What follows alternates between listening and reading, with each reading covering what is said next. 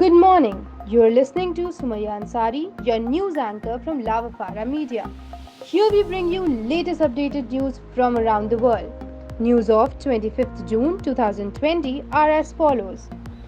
IMF projects sharp contraction of 4.5% in Indian economy in 2020, a historic low.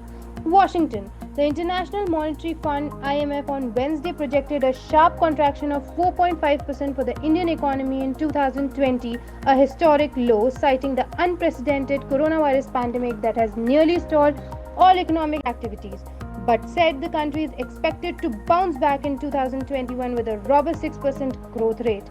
The IMF projected the global growth at 4.9% in 2020, 1.9 percentage points below the April 2020 World Economic Outlook forecast.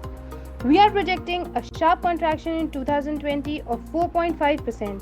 Given the unprecedented nature of this crisis, as is the case for almost all countries, this projected contraction is a historic low. Indian American Geeta Gopinath, IMF's chief economist, told PTI as she released the World Economic Outlook update. Coronavirus cases in Delhi crossed 70,000 mark, with the highest single-day spike of 15,968 cases, 465 deaths in the last 24 hours. India's COVID-19 count reached 4,56,183 on Wednesday. 14,476 deaths have been recorded due to the infection so far in the country.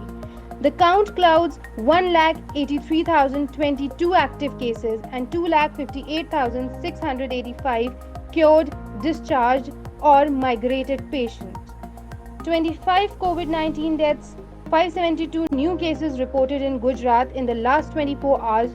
Total number of cases reaches 29,001, including 1,736 deaths. Cooperative banks to be brought under RBI supervision. New Delhi. The government on Wednesday said all cooperative banks and multi-state cooperative banks will come under the supervision of the Reserve Bank of India (RBI), a development aimed at providing comfort to depositors of these banks. Urban cooperative banks and multi-state cooperative banks will be brought under the RBI supervision process applicable to commercial banks.